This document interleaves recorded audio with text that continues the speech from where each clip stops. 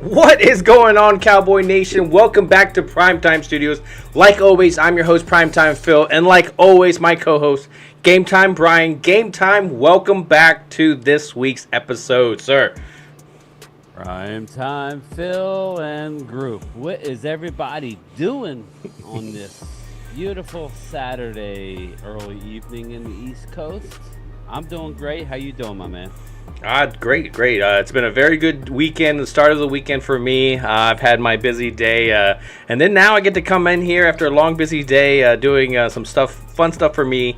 I get to talk Cowboys football and just talk in general NFL news and stuff that's happening and camps, and we're not into the off season of just trying to find little subjects to talk about. We actually have subjects to talk about, Bryan.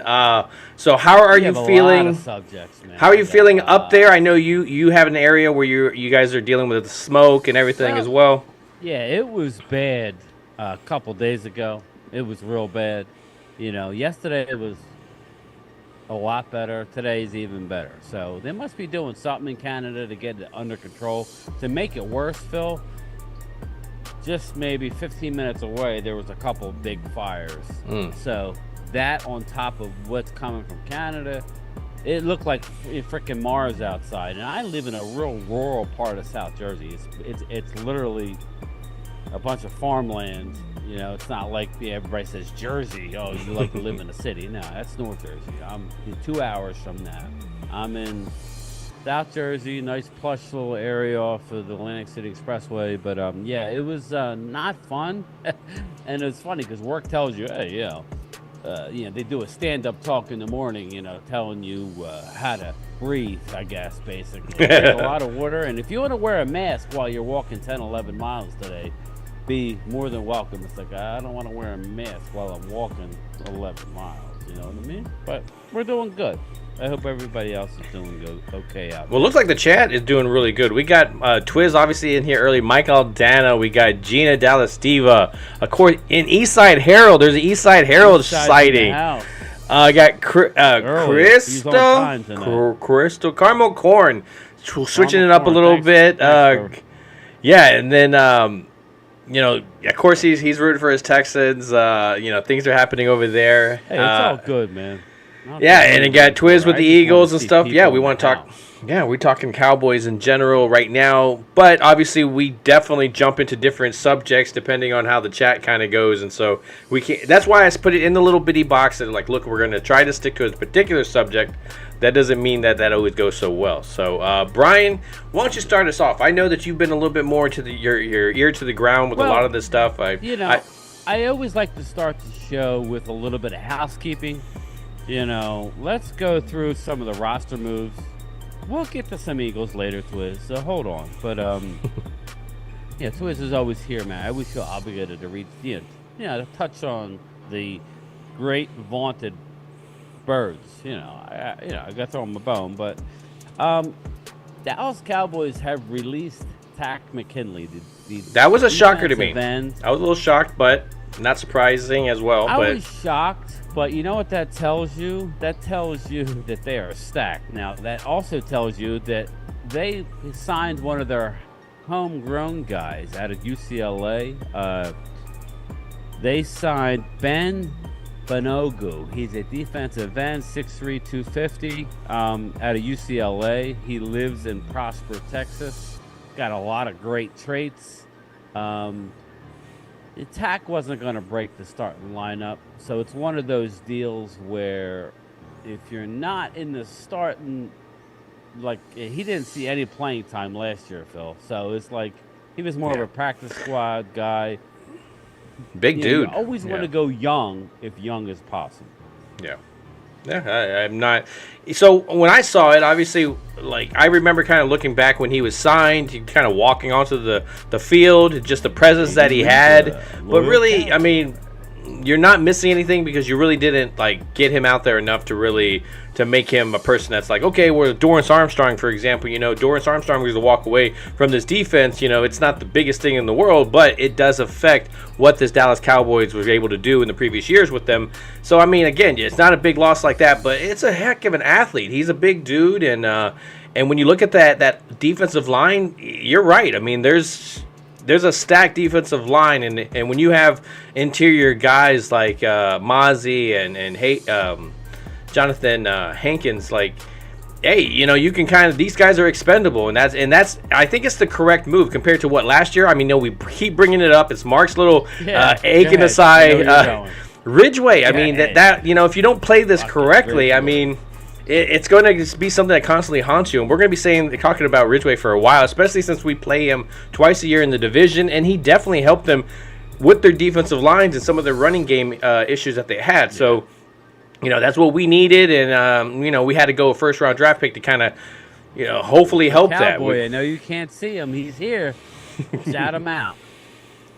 Ultra Cowboy, I appreciate you coming through and honestly dropping the knowledge, man. Definitely got a lot there to say, and you're definitely on point with a lot of stuff too. So, Lady Libra, what's going on? No.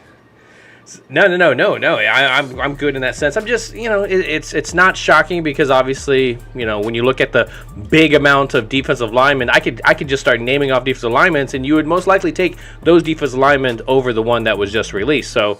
Hey, it's not really a shocker, but at the same time, you were wanting to see what he could possibly do. Yeah, like when you're getting rid of a guy like Attack McKinley, let's not forget he was already released from the Atlanta Falcons. He was a first round pick. It's not a big deal, but that just goes to show you, in my opinion, their faith in Sam Williams, who we talked about over and over. What's up, Philly? Surprisingly dominant year. Hey, what's up, Philly? Humble. Hey, come in. I live near Philly. I don't expect you to be humble. Come on now. You can throw some barbs out there. You can throw some fastballs. But yeah, it's not ultra. That's true. What's up, loyal Cowboy? I'm fine with it, Yeah, no, and it's not. Yeah, it's not the end, but at the same time, it's you don't know what you had, you don't know what you just gave away. But again, it's one of those mixture things. I mean, his presence alone was something to kind of be in awe of. But it's the second team that's going to release him. So I mean, and that wasn't the only release either. I mean, we saw we saw something in the last week. Go ahead, bring him up. Go ahead. We're talking about releases and stuff. We're talking about the wide receiver. We're talking about a wide receiver room that the guys that we're bringing in are most likely practice squad guys or guys you're going to try to beat some of these guys that we've actually put draft pick stock into. So a guy like Callaway that was released, obviously from Cleveland. Callaway was released. Yes, and there was a whole incident why. And go ahead, Brian. Tell me why. This guy. He was partying with Mark. This cat. This cat here, he got stopped in Miami. I guess he was heading to Mark's boat. Mark was going on his cruise. He had a suspended license. He was speeding. He was pulled over and he had a suspended license. It's one of those deals where he was in the system. He was probably not making the team anyway. Yeah. It's one of those Jimmy Johnson, moments where, hey, I'm going to cut a guy and say, well, you got to get your act together, bro. We're not going to stand for that here with the Cowboys. Meanwhile, he probably wasn't going to make the team. They're really pushing Kevontae Turpin, big time. So he's gone, but they brought in a guy in his place who, it's just more speed. It's speed on top of speed. Now, I don't know if you say Tyrone or Tyron. Tyron Johnson. He's a free agent. He's a big boy, tall guy. He runs a 4.35. He played with the He had some time with the Chargers. kind of excited about it, just to add to the room. Maybe hang on to the practice squad or put some pressure on Simi Fehoko, and maybe he can make the squad. But speed kills. You know that, Phil. Speed kills. Well, I think the nice thing about that is when they brought him in, it wasn't just they brought in the one guy and go, okay, well, you're just on the roster. We took this guy off. We brought this on there. They brought in like 6 guys, and this is the same thing that we're talking about in the sense of the kickers. Why aren't we doing this with the kickers? Let's bring in 5, 6, 7 guys to compete. In the house. What up, man? So when I see that they brought in like a bunch of people to try out for that spot, I love it. I love the competition that you're even bringing. Player acquisition is a 365 days a year. Isn't that what they say? Yeah, it's brought up whenever we point out that they haven't done shit all season. So it's you're like, yeah, but I did the dishes the other week. Cowboys are doing player acquisition, right? Oh, that's it. Yeah, that's it. That's the only time they ever do it. Brooklyn Joe, what up, Brooklyn? What's up, my man? But there's some stuff coming out of camp where, it's not always the greatest of news. There are some ones that make you kind of think. There's a lot of Cowboy Nation that obviously, they love the pick with Luke Schoonmaker.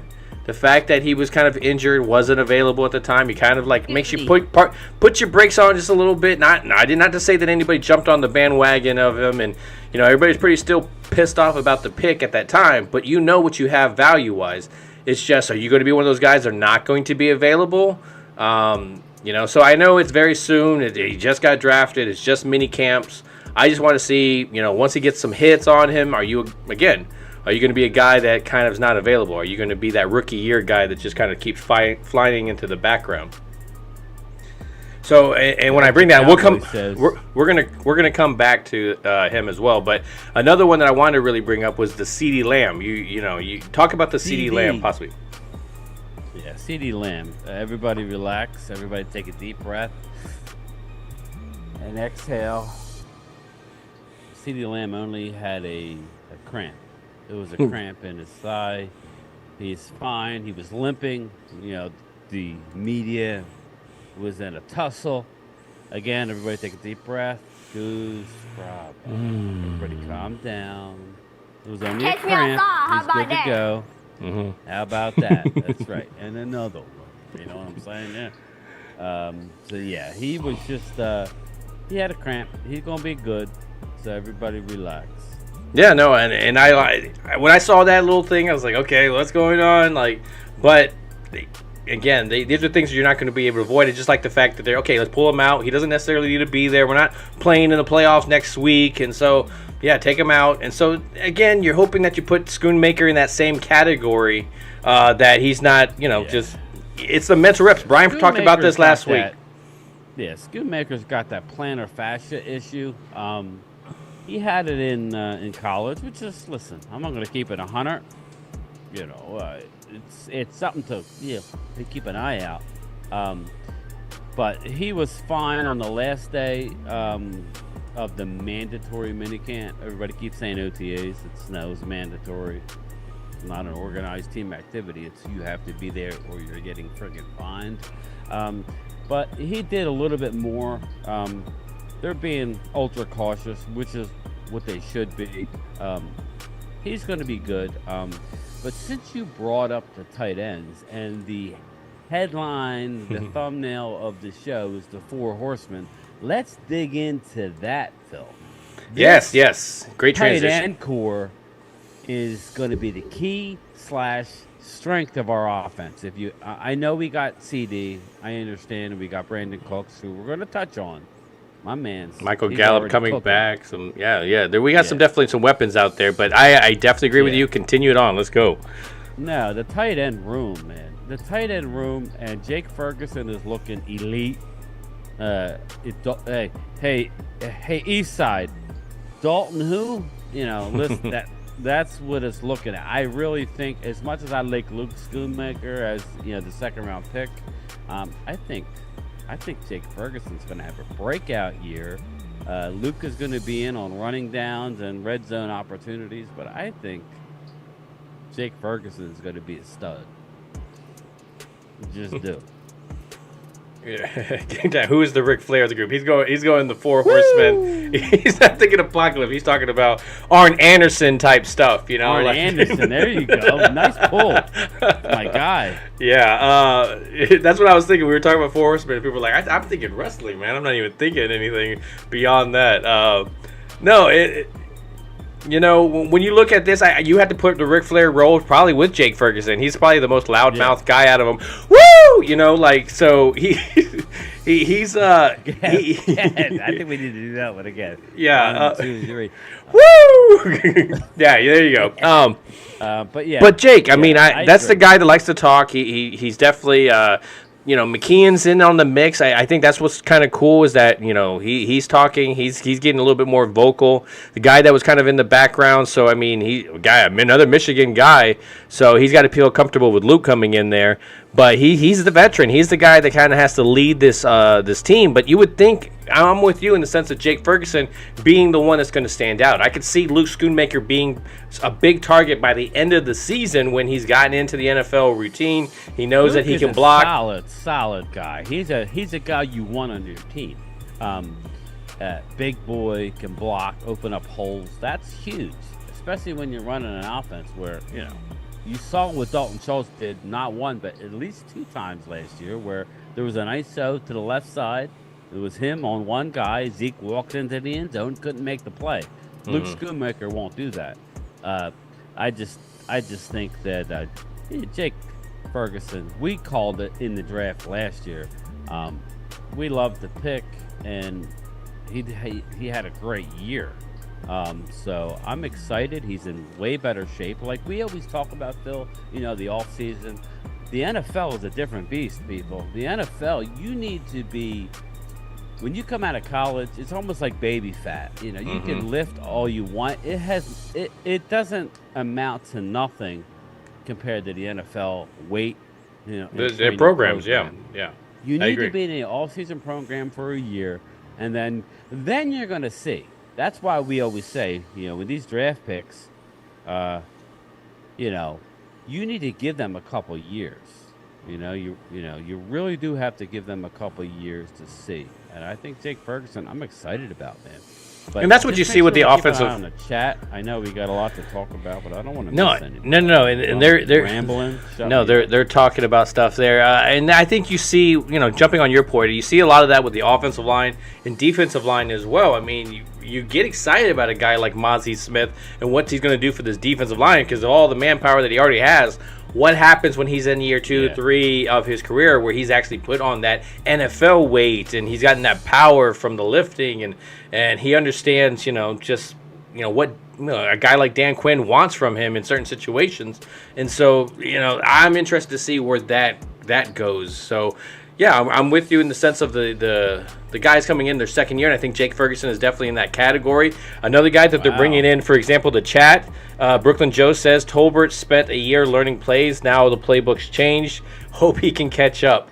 And it's true. It doesn't change a whole lot, and I think that's where we jump into the whole Texas Coast offense that they were talking about. Coast. Not Texas Toast. I was about the garlic bread. I love that garlic bread. Like I sent that to Phil, and I almost expected either what we got or I expected a piece of garlic, piece of garlic toast. I was thinking about doing some kind of editing toast out there. I am. I was thinking about it too. So I'm mainly Italian, believe it or not, and I'm like, man, I like myself some garlic bread. You know what I mean? So bring some garlic toast, but I don't know if that's gonna work. But yeah, you never know. On third down, man, bring out that garlic toast. That shit.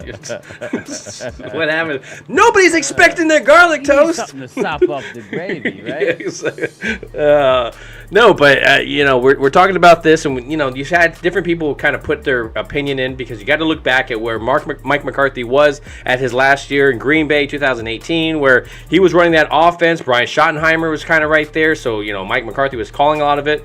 I think he's in that same category to me, like Dan Quinn, in the sense that you walked away, you're hoping that he's taking out plays that hasn't worked as much, but you're not going to get everything. Everything's maybe things that worked over there in Green Bay is not going to work necessarily here, but you got to keep some of that offense that Dak already knew. and then you're just adding some components. Yeah, we're gonna get. Let's get into that. The Texas Coast offense. You know how I always like to. I'm not gonna be one of these guys who sit there and say, I know this, I know that. If I hear something and I believe it, I'm going to repeat it and give that person credit. Brian Broad has said, listen, people, they're going to get rid of some things that didn't work as far as the new Texas Coast offense. Man, we're going to be, somebody's going to say Texas Toast offense. There's no way. Yeah, Vince is going to say it. You had me at hello already. It's mainly... Yeah, the main difference is obviously they're going to add a few routes that Mike McCarthy likes as far as the West Coast. But they're going to keep the offense basically intact. The major change is going to be in the running game, Phil, as far as the West Coast. Passes out of the backfield, i.e. Deuce Vaughn.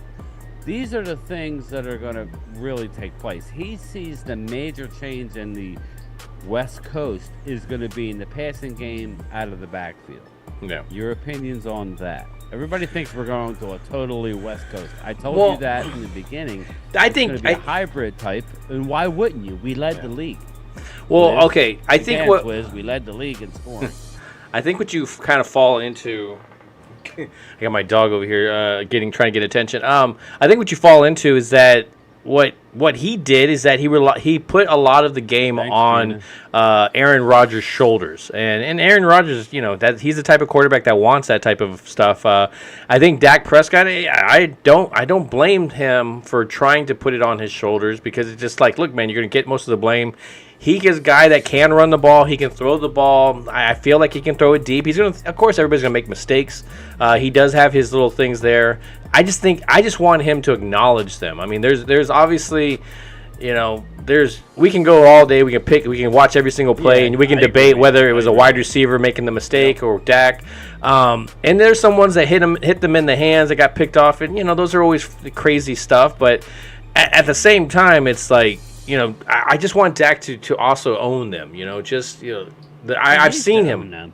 Yeah, but I also seen him avoid the whole, this is my fault kind of, I don't want that. That was Tony Romo for me for a while, where Romo would do an interview right after the game, and they were like, well, that happens, and they're like, no, I'm not going to be depressed. I'm going to go in next season.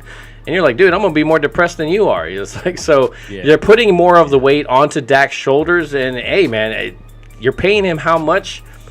Guess what, man? It comes with the territory. So it's just, I'm not going to give it to somebody that's getting paid $2 million. Okay, well, he's going to be the cornerstone of my offense. No, man, if a $40 million quarterback better be better be that for us.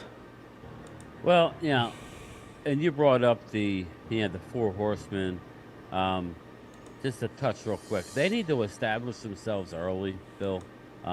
They really do.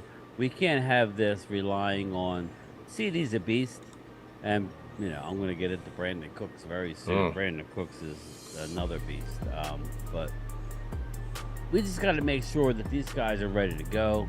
Peyton Hendershot's looking really strong, but the Texas Coast is going to incorporate the tight ends. That's the thing. There's not going to be a lot change. You don't change something that's working. Well, they're going to stand. Dallas's offense is.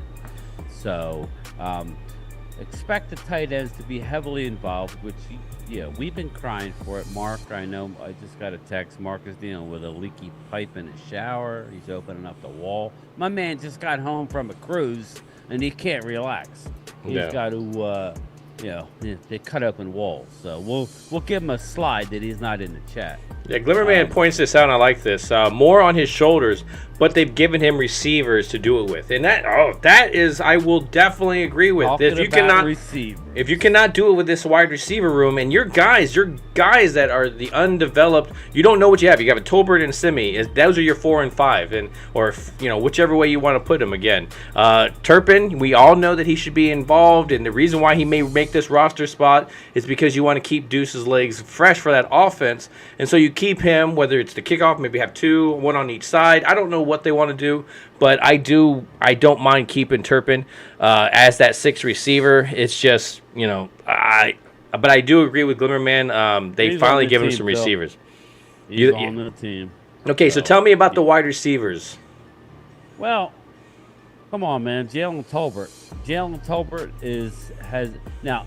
First, like before we get into Jalen Tolbert, just to let everybody know, normally you do a lot of 11. Like the last couple of years, we've done 11 on 11 in mandatory minicamp. We did no 11 on 11 this year. My guess is that they've been too physical. They've been fined. They don't want to lose a draft pick. I think that was the next thing that was coming down the road. They're going to lose a draft pick just by the physicality that they're doing in these minicamps. The union, doesn't like that sort of thing. They only did 7 on 7. So, but Brandon Cooks is blowing by people. And, Diggs has been kind of is sitting a lot out. He's doing stuff, but he's getting the young guys some opportunity. Brandon Cooks is the real deal, people. We all know that. He's a walk-in 1,000-yard receiver, Phil.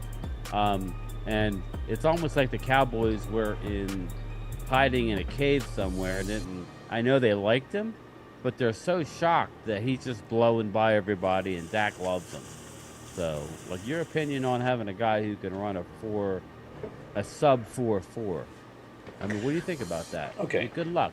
So here's my, like, when I look at the wide receiver room, I remember this with Amari Cooper. When I looked at Cooper had this amazing route running, and it just could get open, and the zone coverages where it kind of stretched. But I blame that more on the quarterback and the offensive. If you're playing zone, you got people streaking, you should be able to find spots in the zone. Hey, you don't know how to sit down in zone sometimes. Well, sometimes the offensive play calling didn't allow people to just sit down and find zones as well, too. So when you had that, you had a guy, great route runner. You had Michael Gallup that could just hit those sidelines, And then you had CeeDee Lamb that was still developing. Slot receiver, could play the outside. And once Cooper left, you didn't have that, everybody does something different. Gallup got hurt and stuff. I think this is the first year you're going into it, and you feel like everybody brings something different. Okay, this is the type of game where they're being more physical, and they're being up. Michael Gallup on the sidelines, and he can be more physical. And CeeDee Lamb, I don't know about, Cooks, but I know one thing is if you're being physical and he gets and you go to get his hands on him and he releases really well, his speed is going to kill you. So, in the NFL, obviously speed is a huge thing. I mean, you got everybody that has strength, but that's just something we haven't had for a while. I mean, we had T.Y. Hilton that kind of came close. You saw that 3rd and 30 kind of play. Sorry, Twiz. But, you need some kind of speed, and we just have not had that. I mean, you had Turpin, but they just weren't utilizing him correctly. So I'm happy to have a guy like that can go up and get the ball, and I think that's something that, again, like I said, CeeDee Lamb, love him, but he doesn't come back and go get the ball, and I believe Cooks is that receiver. So here you go. You got different receivers that can do different things, so I love what he brings to this group. Jeffrey. Yeah, absolutely. What's going on, Jeffrey? Rolando Rodriguez, what's going on? Speaking of the receivers, Phil, and listen, we love Brandon Cooks. I was on record. I'm not going to rewrite history. I was on our show basically saying I would rather have had DeAndre Hopkins. Obviously, all the I still want Hopkins. I mean, now, I would still want him even with all this crap. But I don't want him taking over his spot, You have to think of this. What CD does, I think Brandon Cooks might be the perfect, receiver. The only thing I would say is if Brandon Cooks could add 3-4 inches,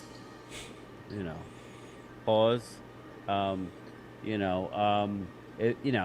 would be great. But I mean, you need a guy. Me and you've been talking about it. We wanted Turpin. Dallas, for whatever reason, was reluctant to put Turpin in the game to run a damn 9 route. Now, Brandon Cooks isn't a 9 route guy. He's not just a 9 route guy, is what I mean. He could run the route tree. But he could also, he'll stretch the damn defense. And, I'm just going to say, you can't double CD anymore. Mm-hmm. He's already a walk-in Pro Bowl. So what are you going to do? But, I got news for you people. Jalen Tolbert, like I said, has been flashing at OTAs. I understand it's 7-on-7s, but he's been running confidently and fast. And you've been here. What about Simi? You play college ball. You know when you're playing fast, that means you know the playbook. Is that correct? No, yeah. You feel comfortable. You feel comfortable. You don't. There's if you not, no if hesitation. You're thinking while you're out there, you might as well take 3/10 off of your 40 time. Well, I think that's where you're off season. If you're hanging out with your quarterback and you're getting some throws in, that's where you feel confident about what you're running and the timing that you're having, and you just didn't have that last year. It wasn't like they developed through the whole season and then they were like, oh man, that Tolbert Dak connection, that's some crazy stuff. No, we just had no idea. Glimmerman says Gallup will be the wide receiver this year if Dak goes to him. Maybe not the biggest yardage, but he will make plays and makes catches. And that's your third down. I mean, I remember for years, I loved Bryan and what he brought, but man, Terrence Williams and what he was able to do as that second receiver. I mean, I remember some third downs that he caught some tippy-toe stuff on the sideline that can kept some drives going that we won the game. And so that's where I see him. He's that guy that you kind of can forget about sometimes, but man, when he has a game on game, it's a beautiful thing to watch. Yeah, well, how about all the big games, people? All the big games. You remember back in the day when we beat the Niners in the championship game to go on to win our Super Bowl? You remember? It was Alvin Harper. I remember. On the 9 route, down the sideline. You know what I mean? That was Alvin Harper. You remember championship? Yeah. You remember Berries? I'm sorry. It's been a long time, but I still remember. That's the key. I remember. You need somebody opposite of CeeDee Lamb. Now we have Brandon Cooks, Flash. Jalen Tolbert, like I was getting ready to say, Jalen Tolbert has been playing fast with confidence, and he has multiple red zone touchdowns in mandatory minicamp.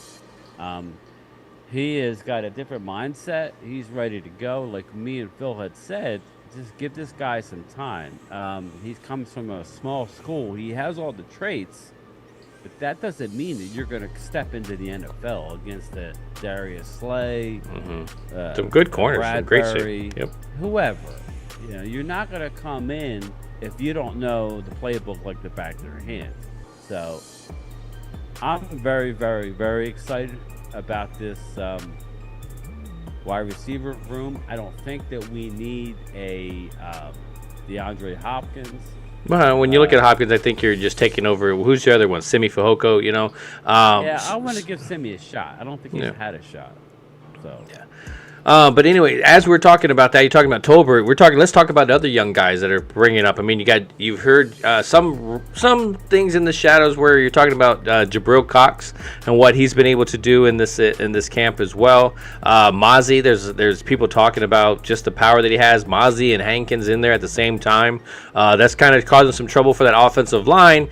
And speaking of the offensive line, you got flexibility. So, I mean, we're hearing a lot of different stories coming out of this. And this isn't like the regular camp that we're going through. This is just the mandatory part of it where right before that wave happens in California. So, it's crazy to already be hearing this stuff. And I know that it's a lot early and you can't really put, tags on people. Oh, Brandon Cook's going to be that deep guy. And, and him and Dak have... I just want to see some kind of form of connection, some cohesiveness. I like the Hankins Smith thing. It's already coming together in that sense. But again, we're not going full blown yet. So I'm just interested to see other storylines that come out. These young guys. You have Eric Scott, for example, a corner. I mean, so I'm jumping around in so many different ways. But there's Eric a lot. Eric Scott's running with the ones, which is scary. Now, yes. Listen. Diggs is on the sideline. He's taking a breather, letting Eric Scott is balling out. You could say whatever you want about about the Cowboys in the divisional rounds of the playoffs. Eric Scott, you could down him, but the one thing, Dallas knows how to draft, and Eric Scott, they move to 5th next year to move up to get him. He's running with the ones, Bill. I know it's early, but he's running with the ones. He picked off a pass from Dak. You keep your mouth shut. It was tipped. It was tipped. It was a drop ball. Hendershot. Tip ball. By Hendershot. So that's the guy. It hit off the Hendershot's hands. So I mean, but either way, you're taking opportunities. Sometimes, like I said, sometimes you're not going to have takeaways. You're going to have just Mark a nice little listening. gimme. Yeah, Mark is there, fixing everything, man. Mark, gets right off the boat and boom, starts working. I gotta talk to you. But what other things I want to talk a little bit about this offensive line, because this is another thing. We saw Loyal Cowboy talking earlier in the chat, and he was bringing up the fact that he's hearing that Tyron Smith is obviously going to be on the left tackle. You got Tyler Smith at the left guard position, and I've heard that we're kind of keeping what happens with Tyron Smith going out. Well, in the camp coming out, you've heard of the guy that we got from the Jets that was released. What's his name? Chumba or something like that. Edoga. Yeah.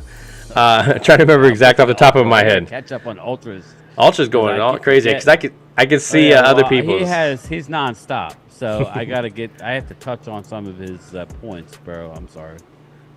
So. He says, imagine, let me go back. Headline, Brandon Cooks slay. There you go. Get ready. I just want to touch on a couple of his chats because you can't see him. The best thing that I have seen so far this year was Hurts fumble and 20-yard Hail Mary Super Bowl. pass. Yeah.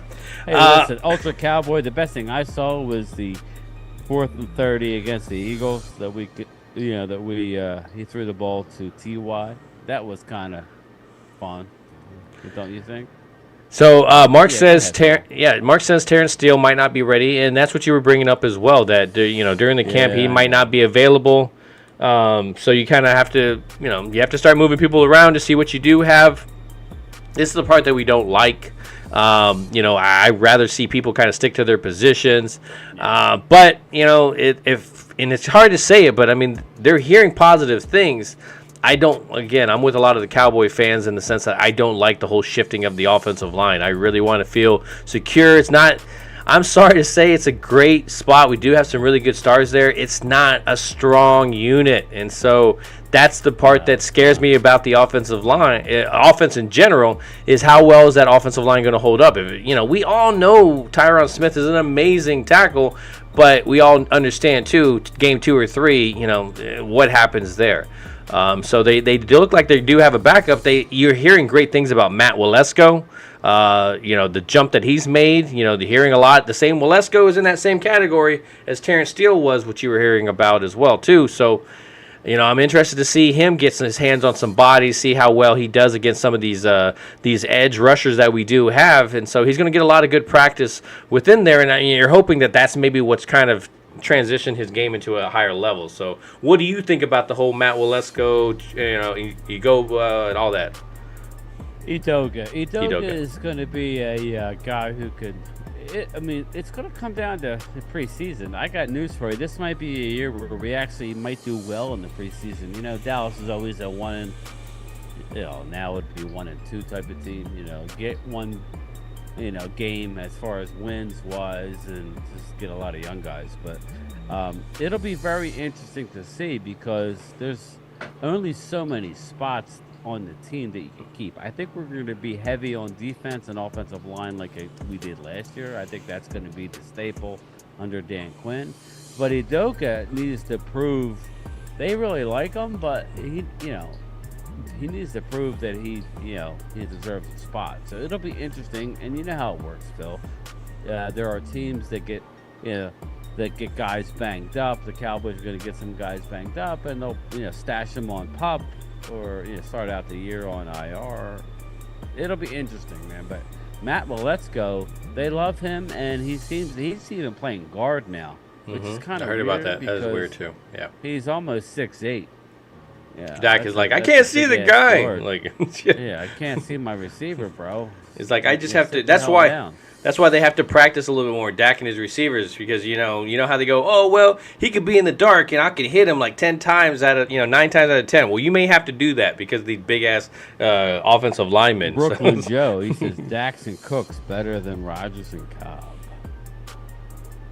So, I don't know. Give up a third for Danielle Hunter. I love Danielle Hunter, Ultra Cowboys.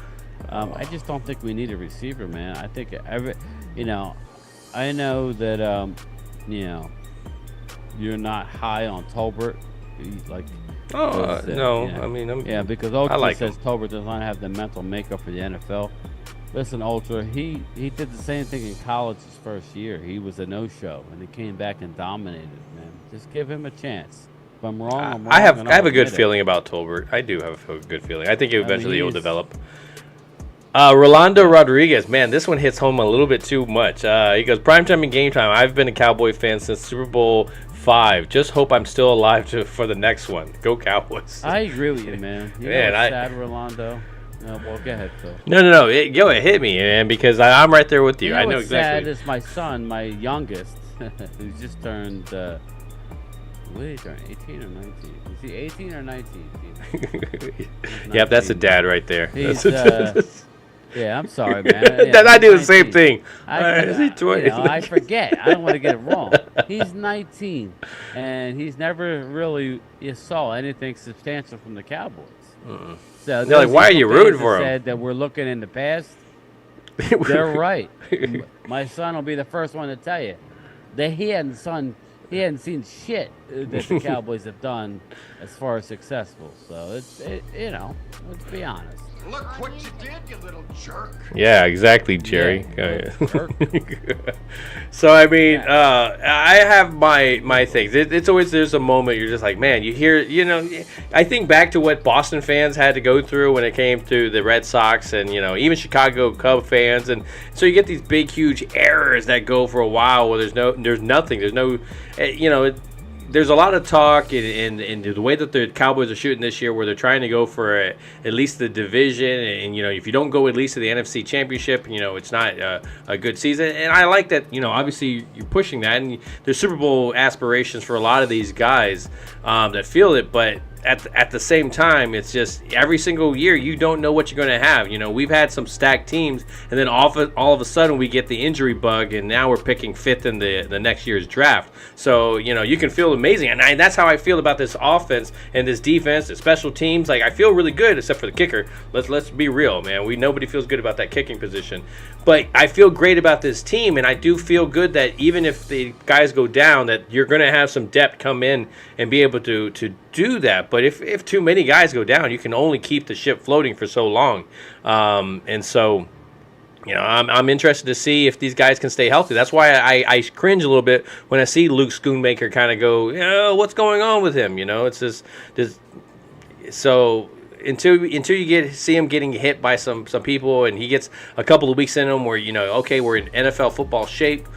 That's the kind of where I'm gonna I'll be kind of on my tippy toes waiting to see what happens with these guys. The same thing, even Matt Walesko, those guys, I love his name being brought up. I love the fact that he's getting some flashes, but I still think that, hey, there's some injury thing there. This is what with Josh Ball, there's guys that are there that haven't been available. I'm about Schoonmaker. I am. Only because he had this lingering thing from college. So if I would have known about this, I may not have drafted the guy.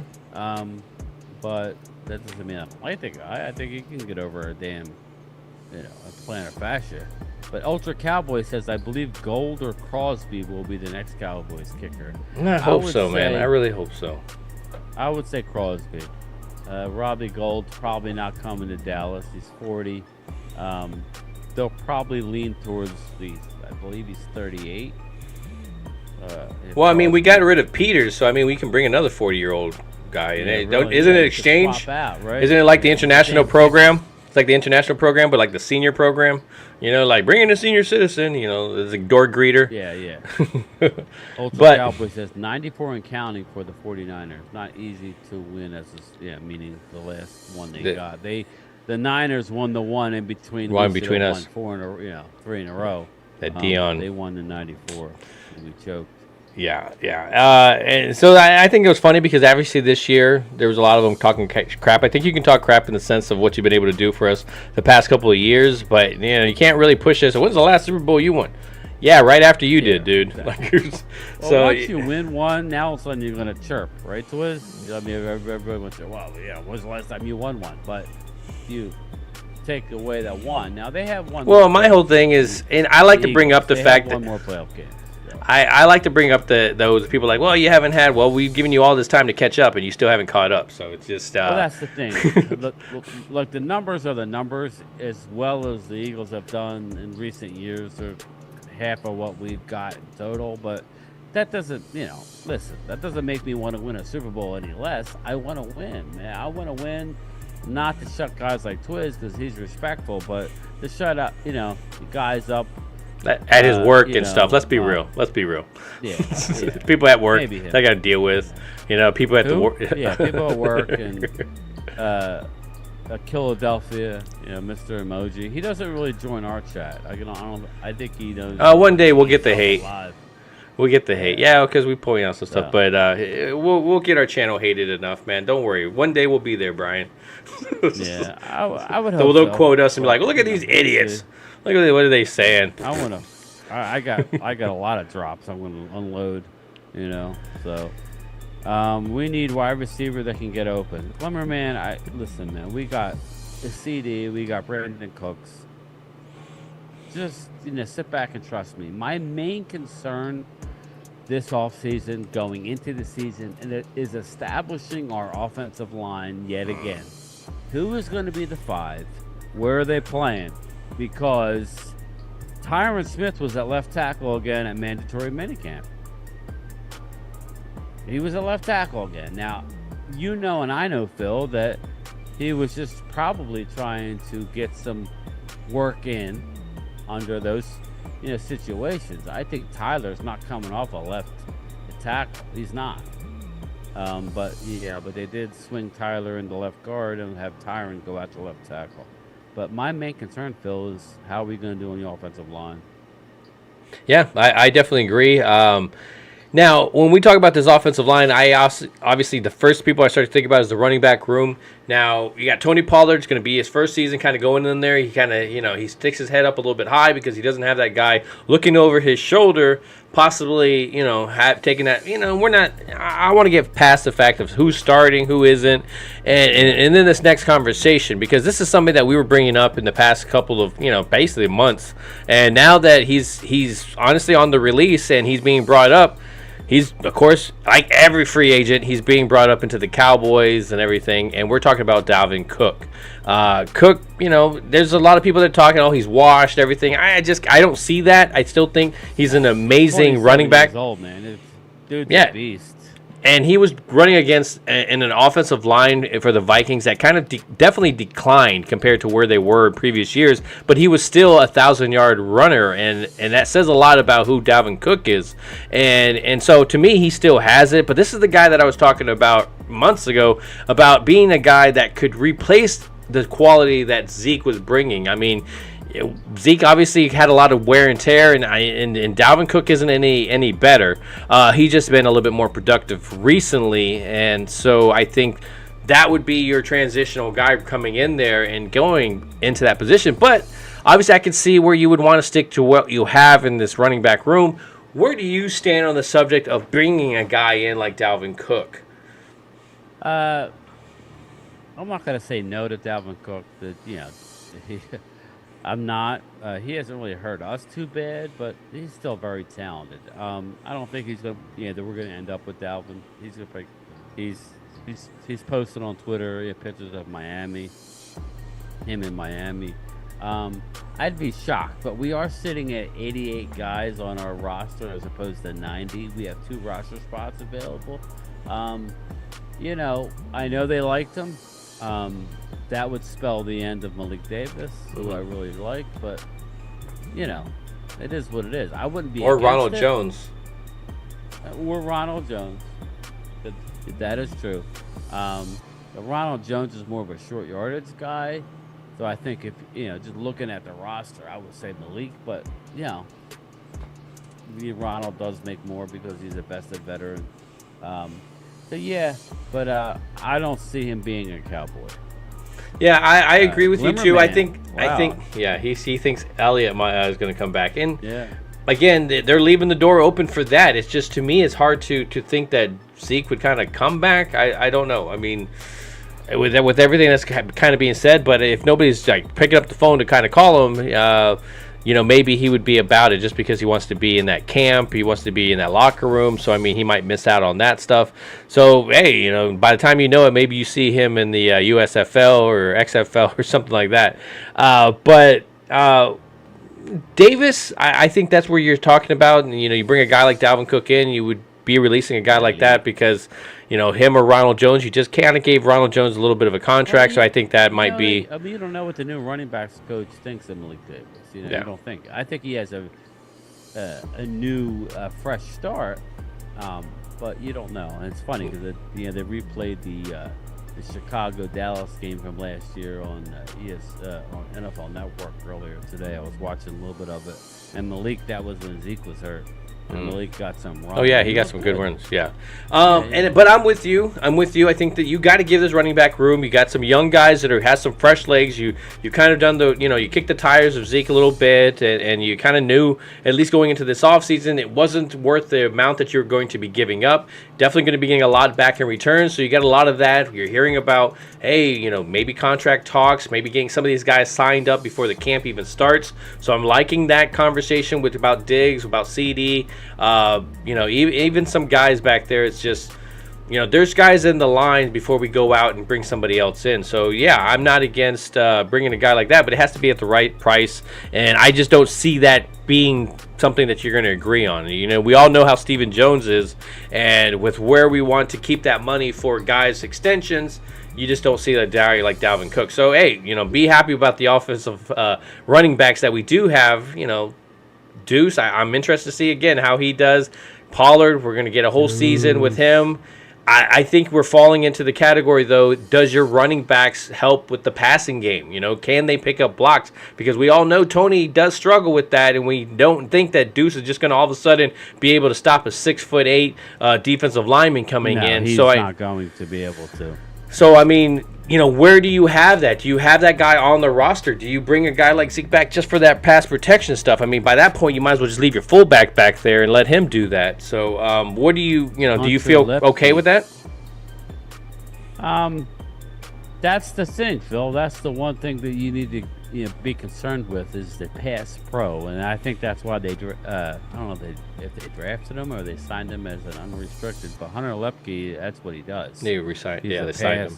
Yeah, he's going to pick up the blitz. So that's something that they're going to work out in the preseason. Not sure. I know some people want Elliott to come back. We shall see. He's not on a team yet. I think he's smart and waiting for an injury or something to go to a team. I doubt he comes back to the Cowboys. But if we suffer an injury, God forbid, I could see Elliott back. I really could. See, there were some teams, like when we're talking about some of these stars, like Zeke, I saw him as a Jacksonville type of guy, going to Jacksonville, helping that offense, being behind Etienne, there's something there. Even like Hopkins, I mean, you're hearing some talk that he could go to Tennessee. I think that would be a great fit for Hopkins because obviously Tennessee needs to replace what they lost in A.J. Brown. Yeah, and so I think that would be a great move for them. What are you getting? We haven't seen him play a whole season for some time now. So is that more because of the crap that was happening in Arizona? Was that more on him? You hear different stories, but I think that is still a really good connection because they do need a receiver. So I'm not on board with bringing Elliott back just because you're kind of walking, but I would not be disappointed either. I would welcome with open arms because what he brings back, but. That'd be interesting to see how that all works out. Rolando Rodriguez says Primetime and GameTime signs Zeke for $2 million and give him a percentage of the jersey sales. Number 15. I like your thought, but Jerry ain't giving no damn percentage. He's like, I already gave the guy $70 million he's walked away with in his pocket. So I mean, Yeah, right I could underneath see Adrian Peterson. them coming back, but yeah, right, exactly. Yeah, that was another guy that was talking about that he has it still retired. You're just like, man, come on, Adrian. I was like, I get it. You probably could still run and still break it off, but it's just like, nah, just go enjoy your life, dude. You walked away with a lot of money, so it's just, I mean, no championships, but at least you got something for the future. But this mandatory mini camp or whatever that you're saying going out. I think the only thing that I haven't really heard of is quarterback talk. We got our 3 guys. They know who's going in there. They're not going to bring anybody else in. You're just getting them to kind of just learn the new offense. And I wouldn't say learn it too much because it's pretty close to the same. Just adding those little bitty wrinkles, and just getting people to gel together. Get to the chat. I'll be right back. Hold on a sec. Okay, yeah. He's earned every penny, guys. Elliot, and he gave us hope. I mean, there was a lot of times when you look at what he did for this offense, and we could kind of put he reminds me a lot of the whole DeMarco Murray, where we just kind of we had to rely on him, and we could. But I think every single year you just kind of saw a decline. You can't help but think about those contract years, Cancun and that whole thing. He got his money, and I don't blame him. But do you bring him a guy like that just for the locker room? Do you feel that he should be still within this? Follow Dak's career, because when you see those two, I can't help but every time I see Dak, I think of Zeke. Those little bitty childish stuff that they were doing, throwing M&Ms or Skittles at each other in the locker room. So I love the jumping into the kettle. So all that stuff he brought a great atmosphere, and I think that's what you're going to miss the most with a guy like Zeke. Tony Pollard doesn't do that kind of stuff, but he is explosive. So I'm interested to see how this offense looks under a guy like Tony. So he could Twiz. He could always back up the center. Yeah, we saw how. I don't know, man. We saw how that went. It didn't go great. So I mean, when we're talking about other rookies, is there anybody? Even young guys, is there anybody within these things that you guys are hearing? You're hearing names from some of these young guys that, like, for example, Lands. I think the defensive end Lands is a guy that you're hearing some great talk into this camp as well. Land, yeah. Yeah. And it's a guy that's another unrestricted free agent. You know how Dallas loves signing these unrestricted free agents that become something, and I think you got something there in Lands. I just haven't been able to see really much of him other than his college tape, and so I don't try to judge too much on that because of the level of competition he was going against. But still, he beat the guys that were in front of him, and he looks good doing it. So have you heard anybody else? I was asking the guys. Oh, I know. Gimel Man trying to sell me solar, and I'm the only one. Yeah, she walked out of the room, and somebody's knocking at my door. I'm like, I got solar panels already on my house. So Glimmer Man says he misses Fred Beard. Fredrickson. Man, Travis Fredericks. Fredericks. Fredericks. Yeah, I know. Travis Fredericks. There he goes. Yeah, it's funny because hearing Jake Ferguson talk, he was talking about in college, and I forget that he played with Tyler Biotish. Biotish did make the Pro Bowl last year, people. I understand that at least one guy dropped out, but he's right there.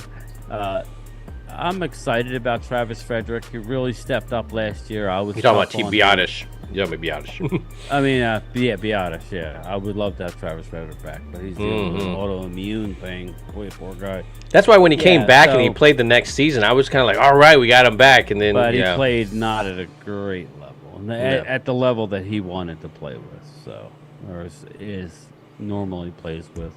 But yeah.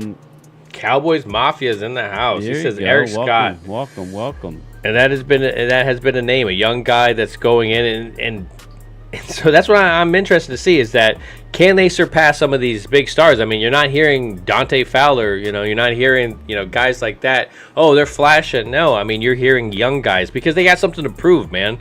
They know that this team is pretty stacked, and they're trying to push some offensive starters. But you're hearing guys that we're expecting as well. Sam Williams. Oh man, there's a lot of hype going around him. Yeah. So I'm interested to lot see of if he'll live up to that. I think that it can be a little bit bad for a young guy to get that much hype going behind him and the expectations.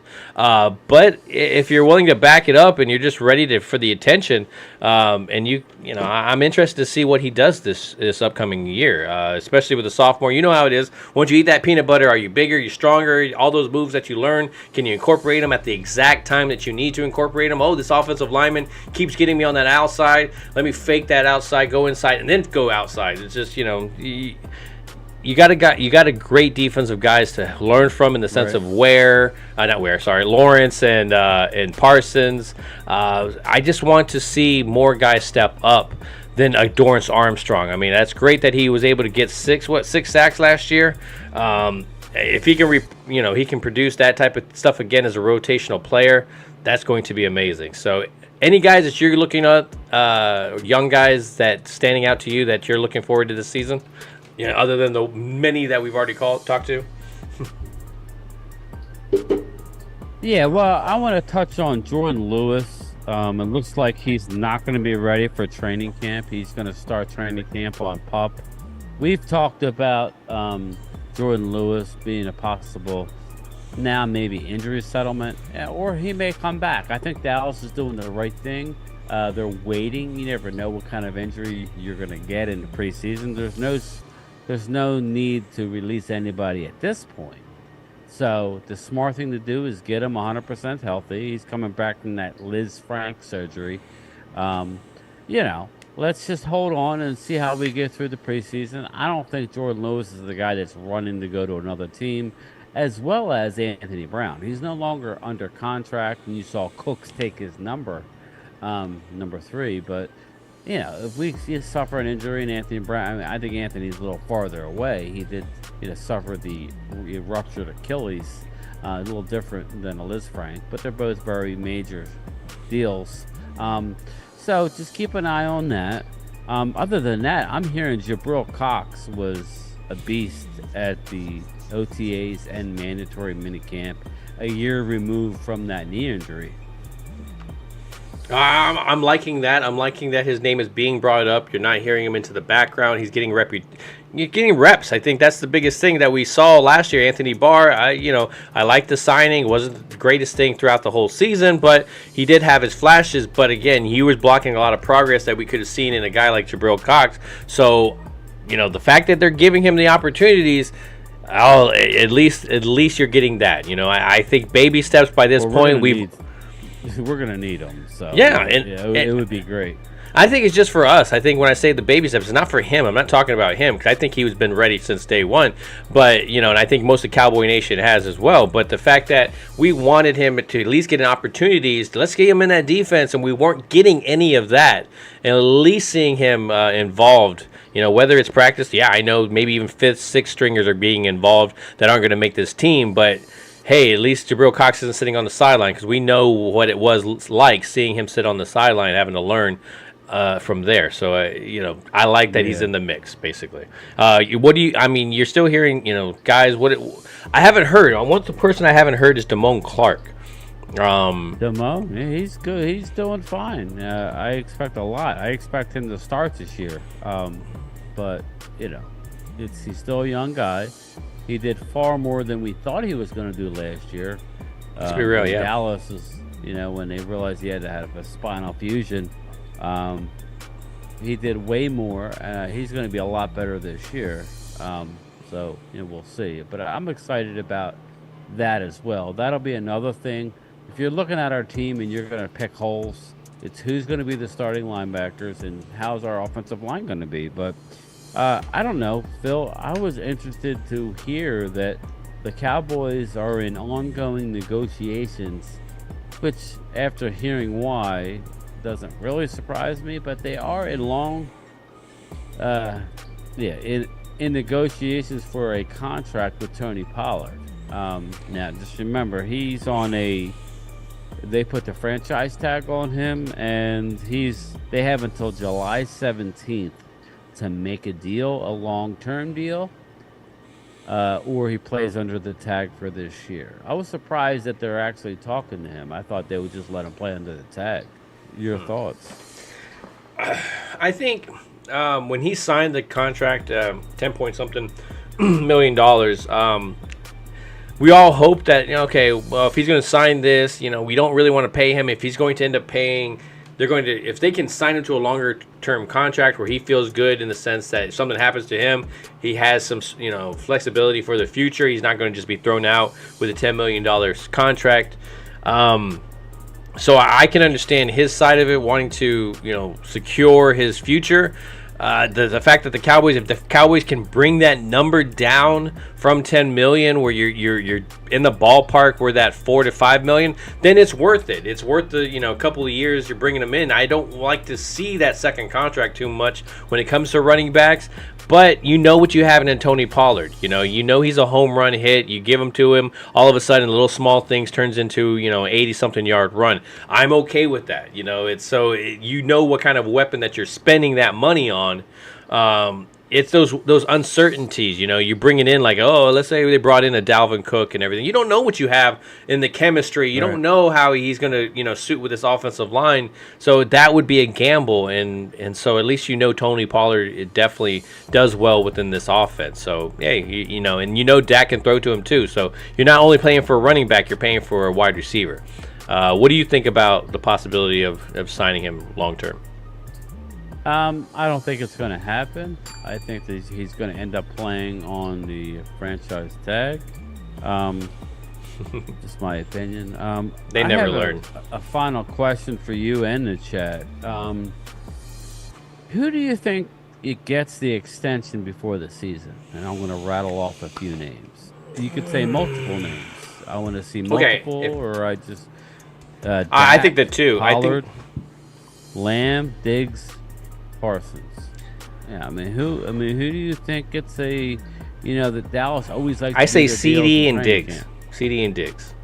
That would be my because you're in that season, that year where you can to do that. And they came in the exact same draft, so I think you kind of need to take care of those two. If you can help your numbers as well, but. Man, they've both done well, and they've both done well for multiple seasons. It's not like both of them last year just all of a sudden had a breakout. CeeDee Lamb all of a sudden broke out, and Diggs only broke out. No, if there's some people that have the argument that Diggs actually declined, but we all know it's because of the style of play that he had to kind of adjust to. Diggs didn't get the amount of that's what cracks you up with the NFL though. He had all the interceptions last year. He gave up some big plays. He took all the big plays away last year. He took all of them away, and he ended up 3 or 4 interceptions. They ain't throwing at him. What's up, Mark? What's going on? Good luck this year with Gilmore and Bland in the slot, and by the way, Eric Scott. Good luck. That's the thing. I would like to see. I don't think Parsons gets done this year. He's gonna blow it out in next year. I think Dallas is gonna try and get a lot of guys done. I don't think Pollard gets done. I don't think Parsons gets done. But I think Dak, Lamb, and Diggs all sign extensions before the season. See, I can see that Pollard money. Yeah, I can see the franchise tag being that thing. You write in it this year. Use that $10 million that you're going to gain by not, that you didn't use, and you put that towards the Parson. How are you, my man? You put that towards the Parson contract, and if you don't find the number more reasonable with Tony, you kind of let him walk. I hate to say that right now, because I really love what Tony brings to this offense. But again, we all understand that we can't get in that same category as we did before and paying these running backs, and then all of a sudden we can't get weapons on the outside, or we can't get a defense, because we all know you need that defense to and the only way you're going to keep some of these guys is by paying them. And unfortunately, I would rather spend that money on the defensive side than the offensive side. So, how many of those times did we have all that money dumped into the offensive line? And don't get me wrong, I loved it when it had Travis Frederick in here. Tyron Smith was at his top. Zach Martin, you had, I think you even had a right tackle in Collins at the time that you were paying as well. So, you had a lot of guys there. But it made sense that you were spending it because your offense could just do whatever it wanted. It stayed back there. Your running backs, DeMarco Murray was just blowing it up. Zeke comes in, blowing it up. So, you don't have that same thing. So, when you're spending all that money in that offensive line, it's just you're not getting that same attitude when you get into the games.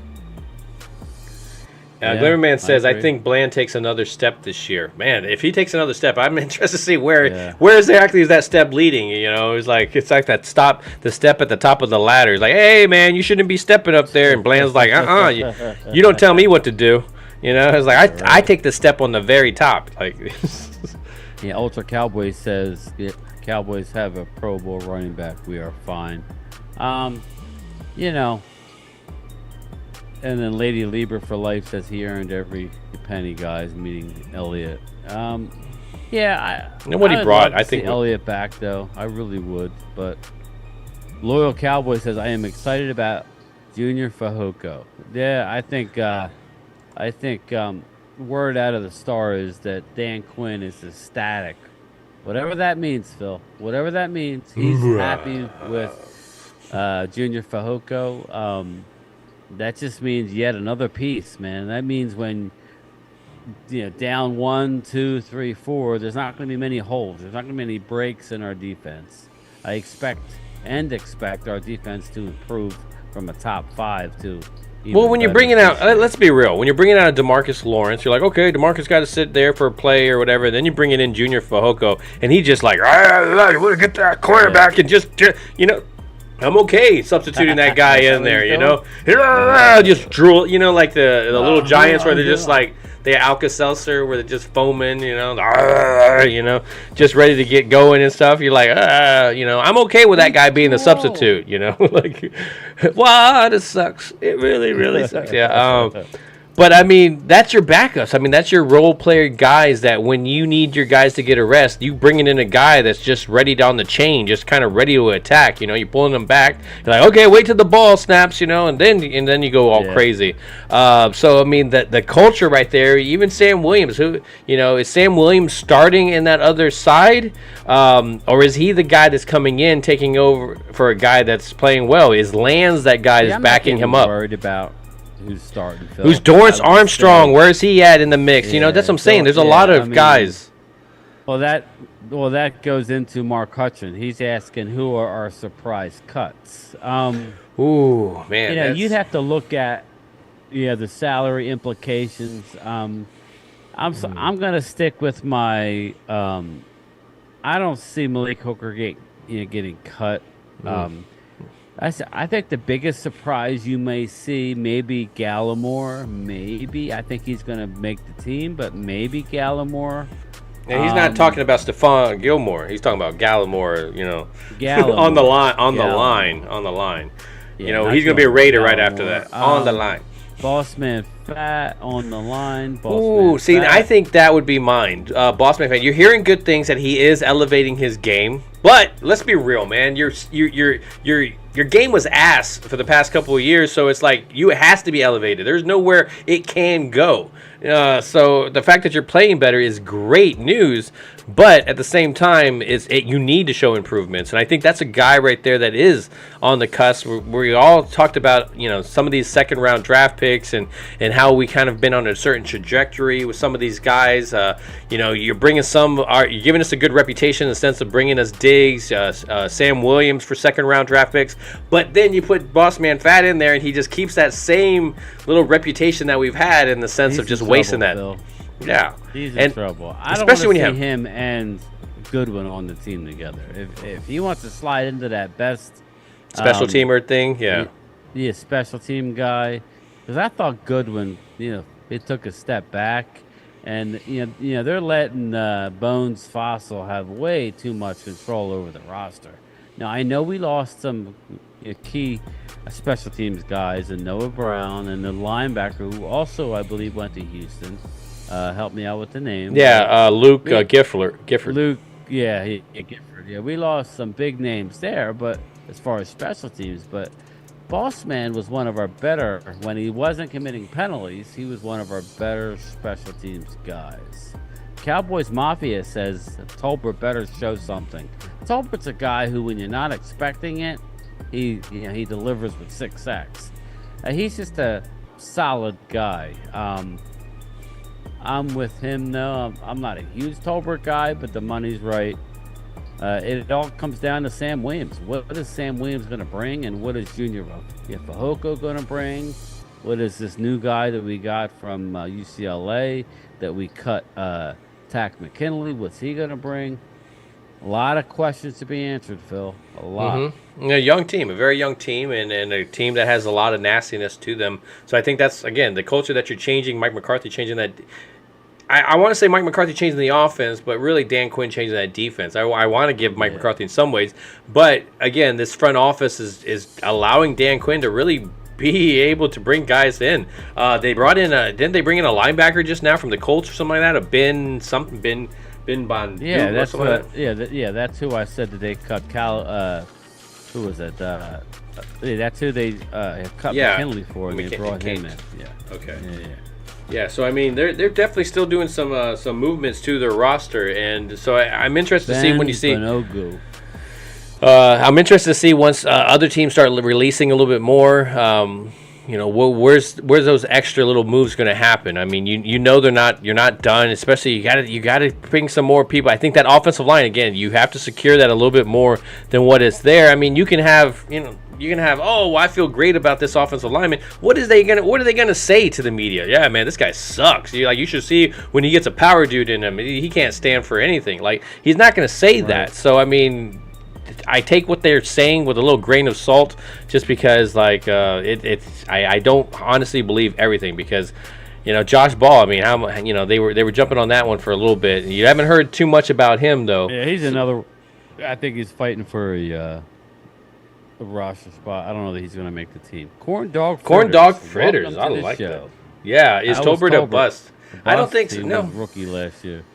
I don't think so.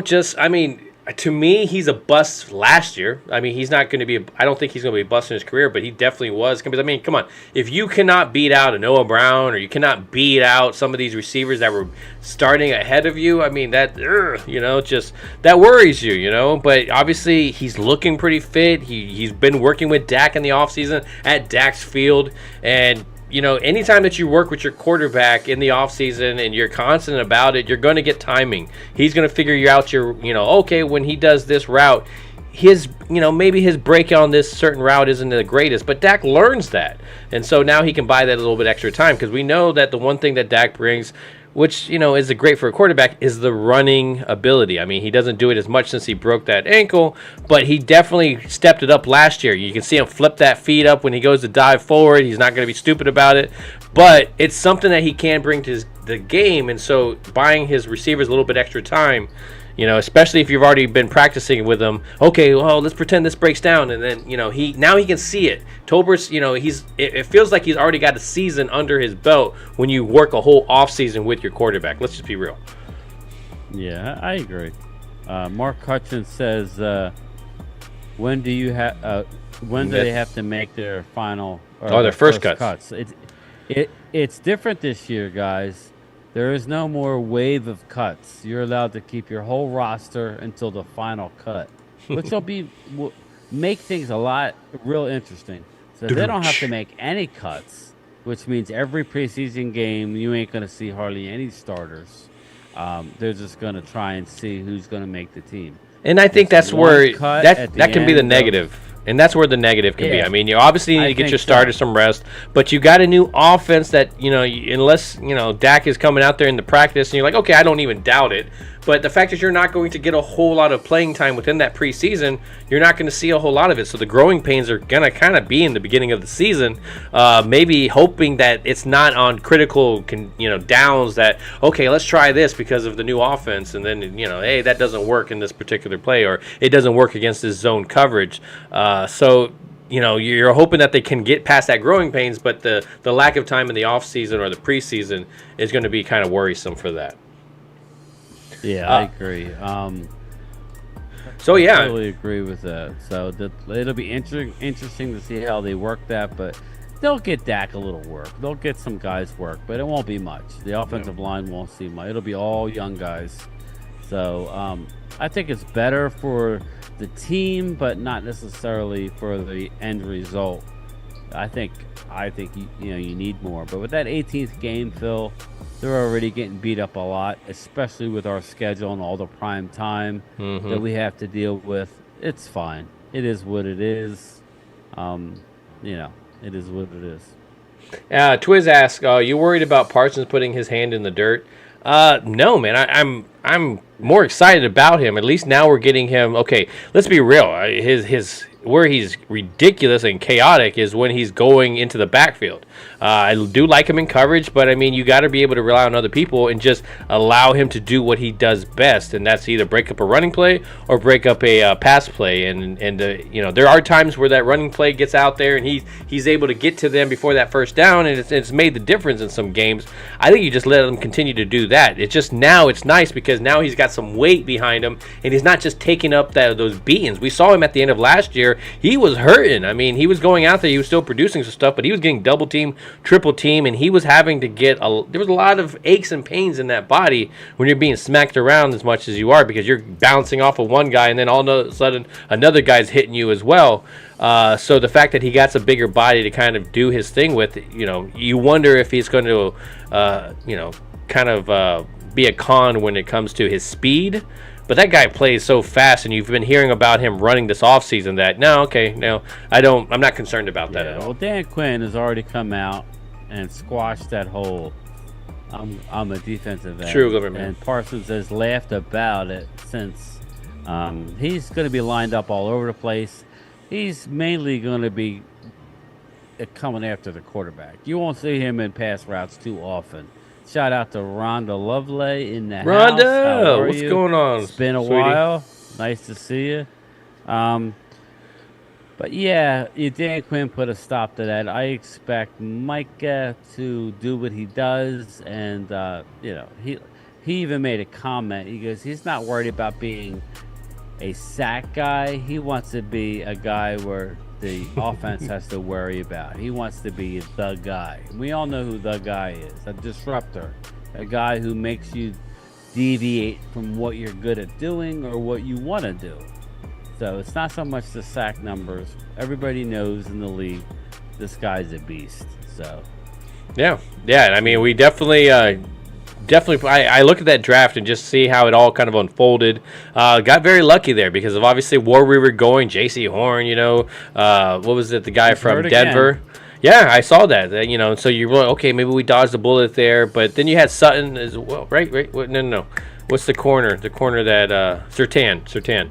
That was the other one that we are kind of going with, but then they were blown. Surtain, yeah. And I wouldn't have been against that one, but again, when you look at Parsons and what he's been able to do this defense, what he's been able to do for this defense has been a lot more of an impact than anybody else they could have drafted there. Get some trash talking. I want to see Williams on the end more. Yeah. Yep.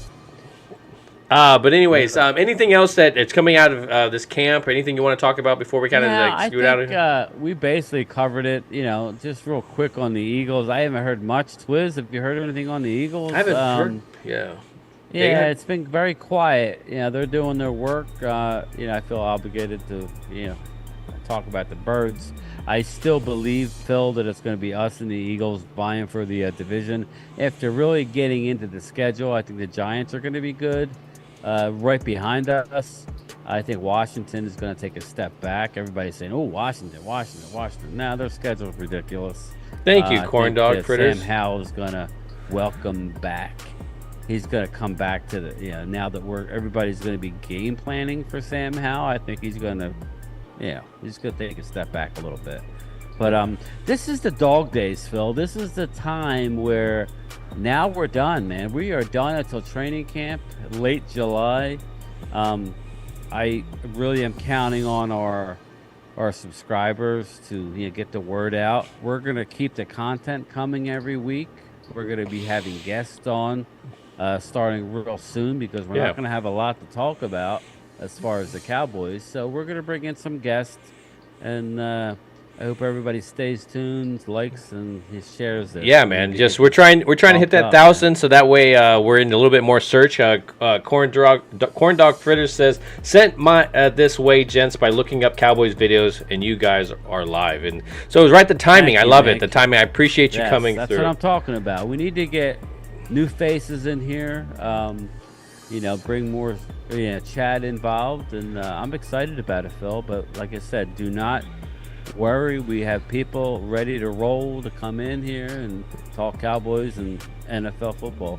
Yeah, man, I'm excited about it. I'm excited about this young team, the attitude that they're bringing, Mike McCarthy's offense. There's going to be some growing pains. You can't say that it's just going to, the chemistry that even Dak and Kellen had on the sideline, laughing. Now you got an old dude that you have to do, you don't have that same maybe dialogue that you had with Kellen Moore. So you can't say that it's going to be the exact same or even better, but it's going to be different, and I think this is what this offense needs, is different. Even though, yes, the offense was number one, but you're not changing a whole lot of pieces when it came to the offense being number one, other than the person that kind of, called it at the certain moments. A lot of people want to say Kellen Moore kind of covered a lot of Dak's shortcomings in the sense that, Dak wasn't really good with those slant routes, and that's why he had to do a lot of curls to have people stop, and so Dak could hit them. I don't really believe that at all. I've seen Dak in his being able to hit people in motions. There are moments where he throws it behind them. So, I mean, that's going to be a big factor. How are these wide receivers going to gel with this amazing room? Is there going to be too much pressure where they're just not performing? What's the running back room's going to happen? What's the offensive line going to look like? How's it going to shift around? What's the defense? There's so many things, so many mini stories going into camp that, it's exciting to be a football fan in general. So I appreciate you guys coming through, listening to us ramble. I know sometimes I get on a little rant, so I apologize, guys. But Bryan, like always, I appreciate you coming through. Anything you want to say to the chat before we get out of here? No, I think I just covered it. Like I said, we're basically done with organized team activities, mandatory mini camps until the end of July. But we do have some guests lined up. We got to get them on the horn and actually schedule it. But we have a few people that we want to bring on, maybe some round tables. Either way, I'm excited about you guys, and I'm excited about where we're going. I'm excited about this upcoming season. So let's roll, baby.